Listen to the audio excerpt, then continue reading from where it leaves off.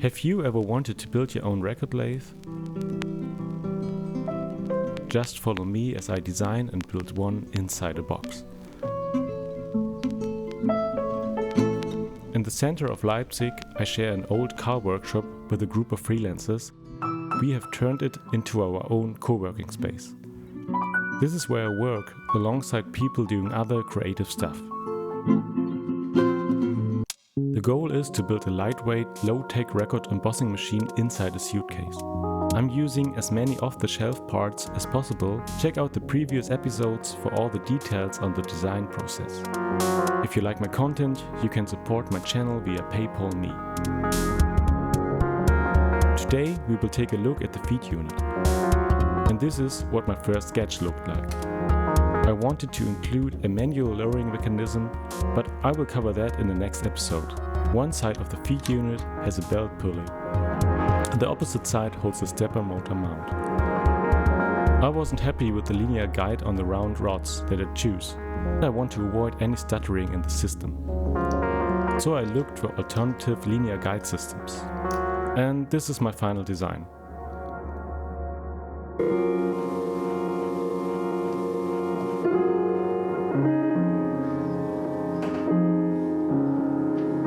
On printables, I found a free-to-use belt tensioning attachment for stepper motors.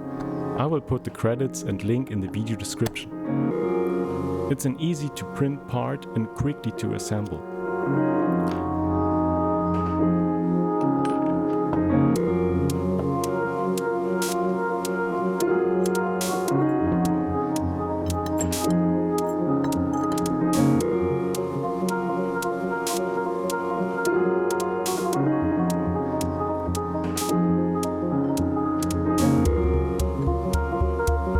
One belt pulley is tensioned using a 2-leg torsion spring.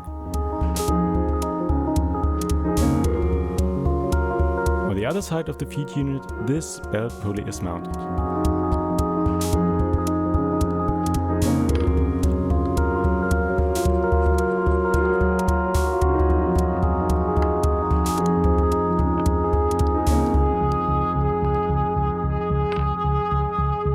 This 3D printed part will be fixed to the machine frame. And I have to say, it always helps to have a large collection of screws and bolts. After a few iterations, I can finally print the parts that would go onto the frame.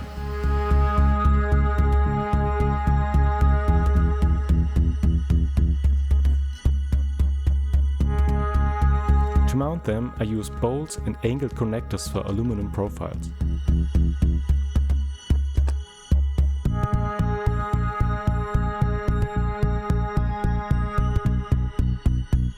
I insert rectangular nuts into the 3D printed parts. The bolts go into those nuts to hold everything in place.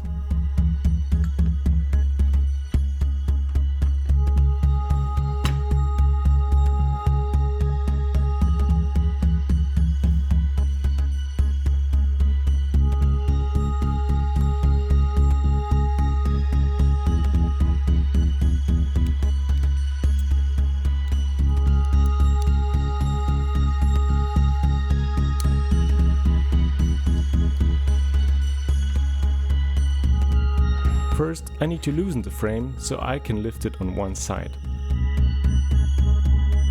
The angled connectors slide into the aluminum profiles along with the spring-loaded T-slot nuts. I will adjust the final position later on.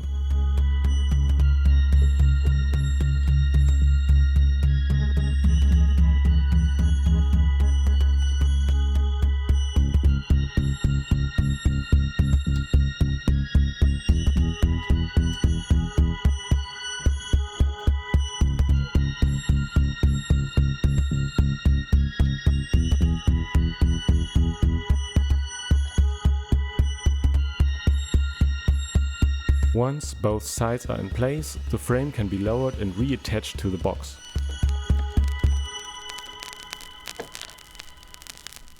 Next, we will look at the feed carriage.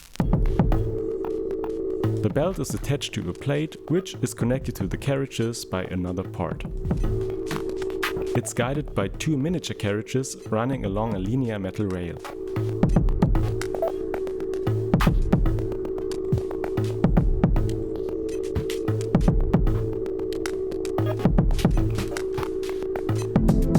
Here are the parts I'm using: a belt, a clamp and a small 3D printed part that presses the belt into place.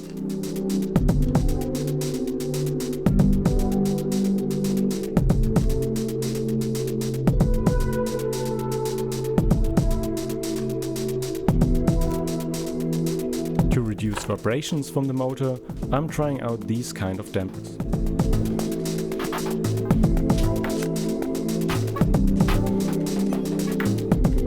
Though mounting them on the 3D printed parts could be a bit tricky.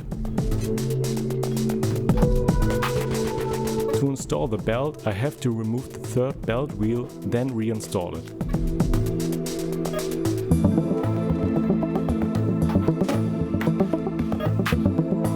Now the 3D printed middle piece is ready. This will be attached to the belt clamp here.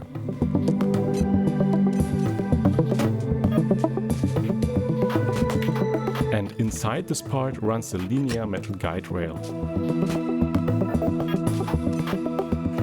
Again, I'm using rectangular nuts to fasten everything. I prefer these over the melt-in threads.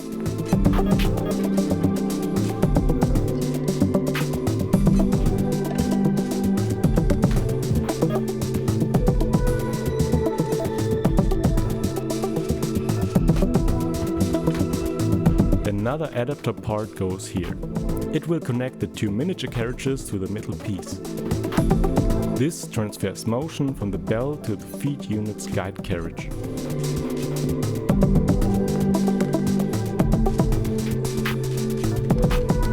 Note, at the time I'm filming, the second miniature carriage was still in shipping, so only one is mounted in this video.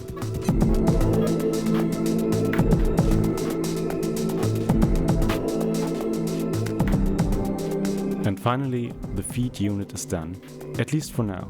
Some details will probably change later on.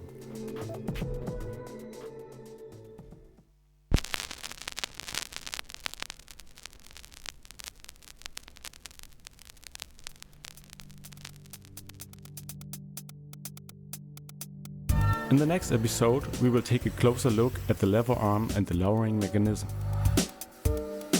So, hope to see you next time.